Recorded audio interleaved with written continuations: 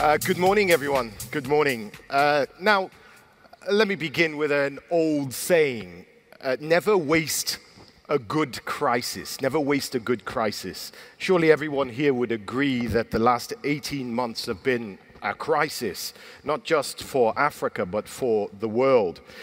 I'm Markedo, and this is the opening session. It's going to be called Africa Part 2, Manufacture to Recover. Now, across Africa, the pandemic brought with it disruptions, not only to our work lives and our home lives, but to our plans for the future. But it's not all bad news. The supply chain crisis, as they call it, has caused us to rethink the way that we do business in Africa and re-evaluate our over-dependency on imports. Jump-starting local production is more urgent than ever in Africa. Take pharmaceuticals, for instance. Countries like Senegal quickly reacted and started to produce COVID-19 test kits. And they're one of several countries that is now racing to produce COVID-19 vaccines. There's much I can tell you about Senegal, but I'm going to leave that to my guest, my great guest. Please give a warm Dubai welcome to His Excellency Amadou Hott, Senegal's Minister of Economy, Planning and Cooperation.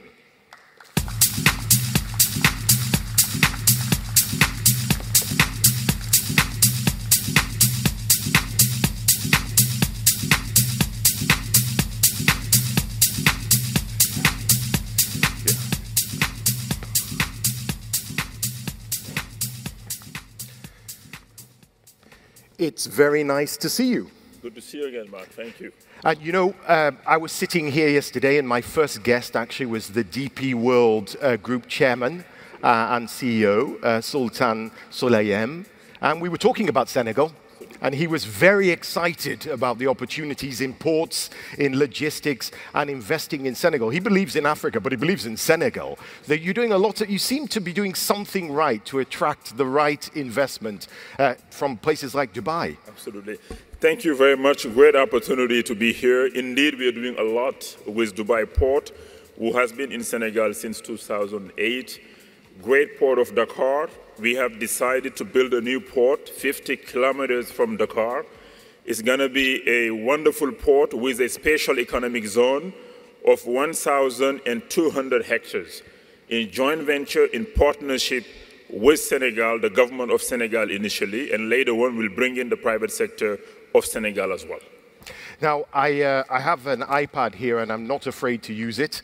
I can actually get your questions on this iPad, so if you want to send questions in for this session, please do, and I'll see them on my iPad, and I'll try to answer your questions. Let's get back to this issue, very exciting issue of COVID-19 vaccine production in Senegal. I mean, Senegal has faced many challenges, I think you'll agree, from the COVID-19 health crisis. It's impacted your economy, and it's caused you to seriously rethink and restart in many ways. Tell us about how you're embarking on local production of COVID-19 vaccines, because I think it's a perfect example of how you kickstart manufacturing in Africa. As you said earlier, make a good use of a crisis. With the COVID-19, we had to rethink our strategic plan, the Plan Sénégal Émergent.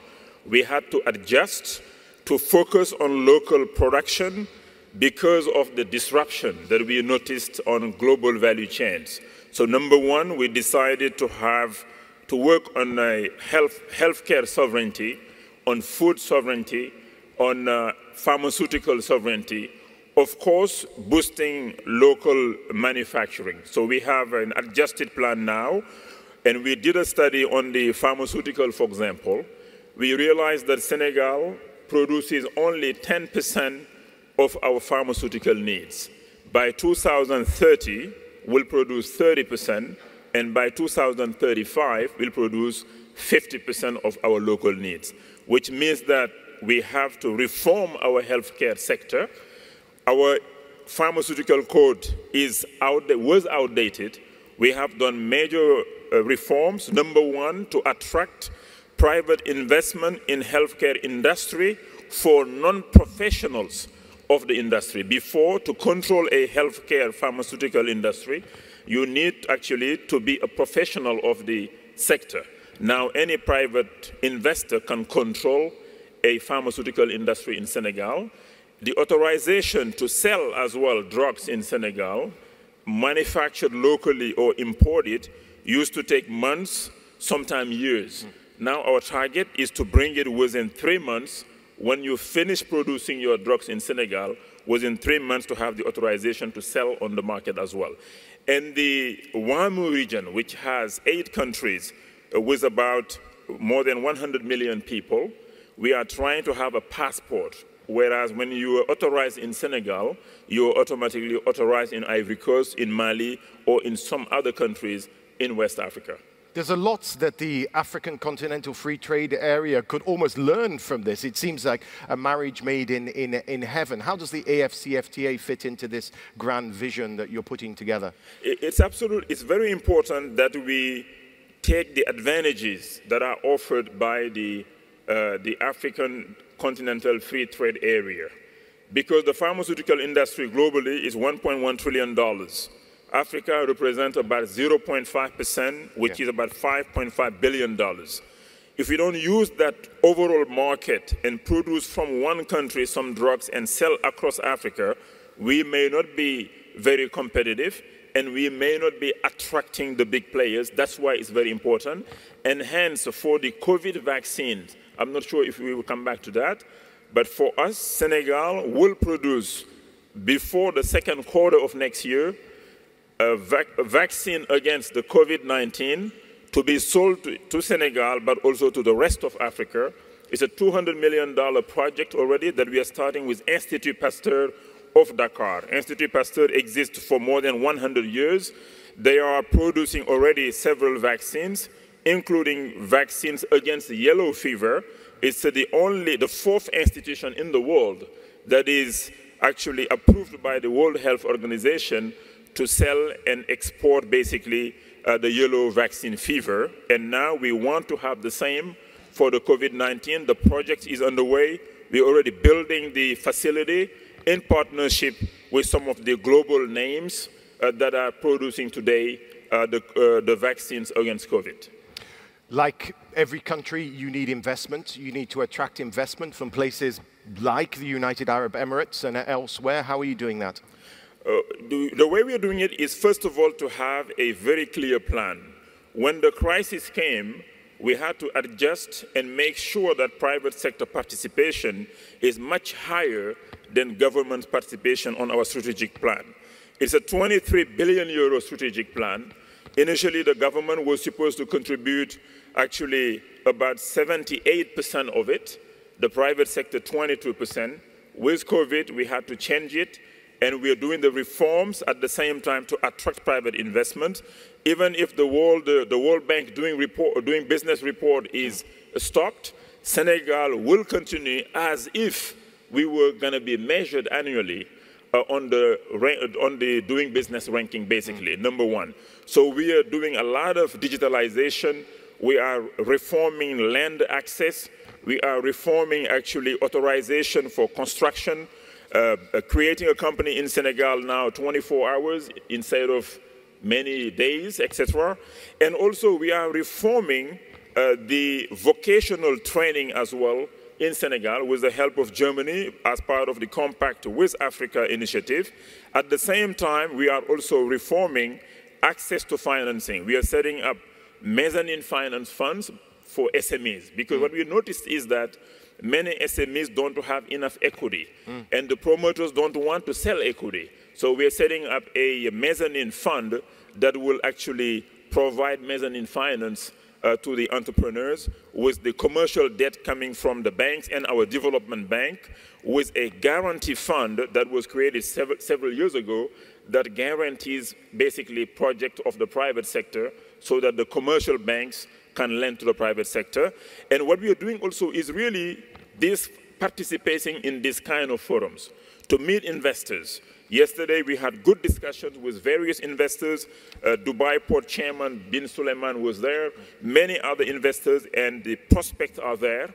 But what the challenge that we see often in Africa is really the follow-ups. You meet people, great people that want to invest in our countries, but we got to make sure that the follow-up is there on the ground and that everything is done in a very swift manner, because we have no time to waste. Yeah, so let's talk about that, because that's interesting. Yesterday, after I had my session, we were outside in the break, and a friend who works for one of the development finance institutions was saying exactly the same thing. He was saying that we need a slight rethink in this crisis when it comes to getting deals done, connecting bankable projects with investment, and that we need to move on very quickly from the talk and identify the investors with the projects and make it happen, implementation effectively. And he was sort of very, very eager. Let's get going. He was almost frustrated. Absolutely. You know, the COVID vaccine local production in Senegal, His Excellency President Macky Sall made the decision actually in March this year.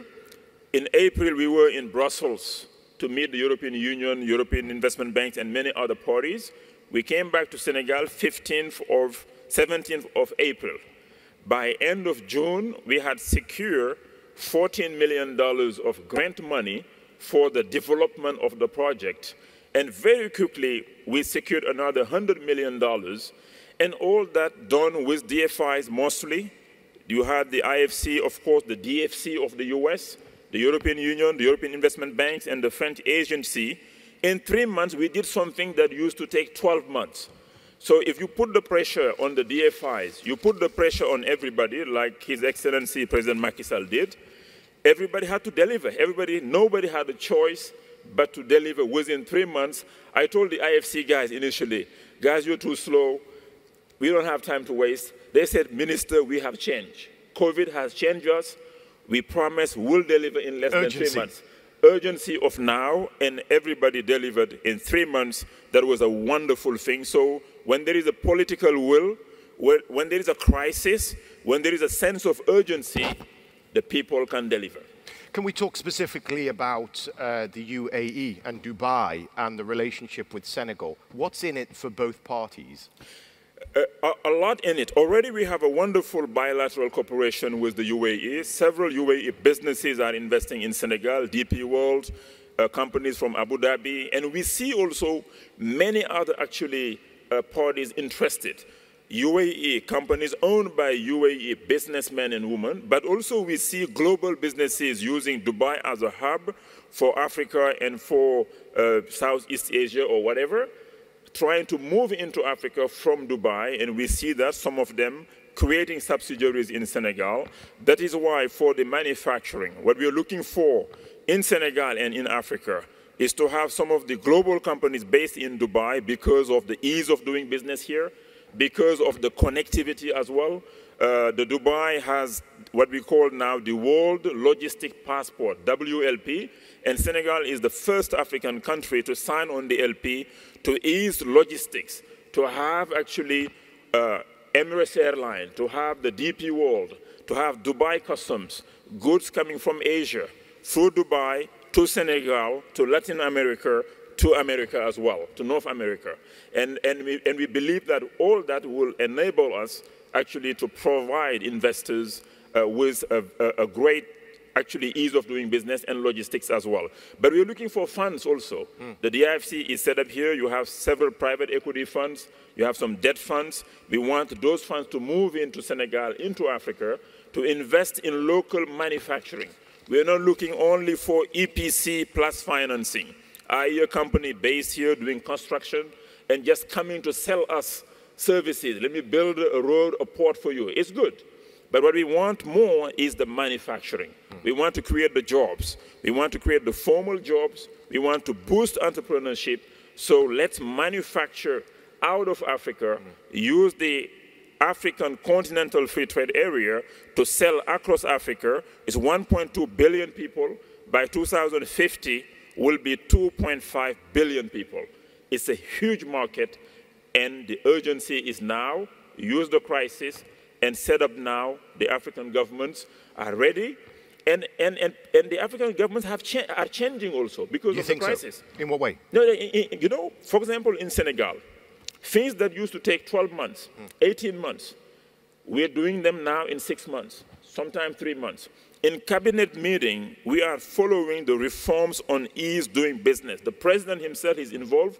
All the ministers are involved. 80% of our doing business reforms are only with 3 ministries. The Ministry of Finance, Ministry of Justice, the Attorney General, and the Ministry of Construction, Housing, Land Permits, and all of that. So you streamline things? You streamline things. If you resolve those issues in those 3 ministries, you do the reforms in those 3 ministries, you achieve 80% of your targets, and you ease doing business, and you attract more investors. Now, you mentioned the D word, debt. Yeah. You know, there's a lot of hand-wringing about African debt, especially post-COVID. Well, we're not post-COVID, COVID, in the COVID era.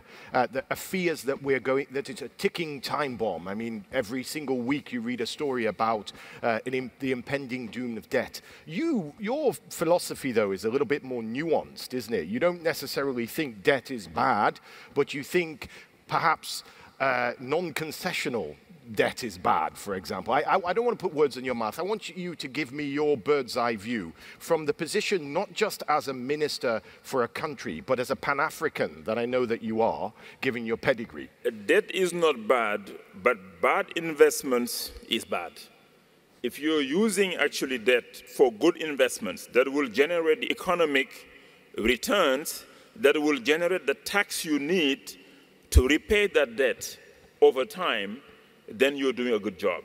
But if you're taking debt for recurring expenditure or for projects that does not generate those revenue that you need, then it's bad. Concessional debt, of course, is much better, and we are getting a lot of concessional debt now from, let's say, all the DFIs that we're working with, but in particular with the IMF. You know, with the IMF, we were advocating with the President Macky Sall and other heads of states to have the SDRs, $650 billion have been issued to all the countries around the world. Africa got $33 billion. The G20 countries have committed an additional $67 billion of SDRs. What does it mean? You get basically very concessional money or free money. For the case of Senegal and the other 8 countries in the WAMU region, our central bank, our West African Central Bank, for those 8 countries, got that shares of 4 our countries converted into local debt at 0.05% for 20 years bullet payments and renewable. So it's almost like grant money. So we're using that money to invest in, for example, the vaccine production. The government of Senegal is contributing alongside the investors for the COVID vaccine production. We're investing in hospitals, not only in Dakar, but also in the region. We are doing PPPs where the government contribution is paid out of that money we are getting. So debt is not bad, but you need concessional debt, very long-term debt, and good projects so that you can generate the returns to repay that debt.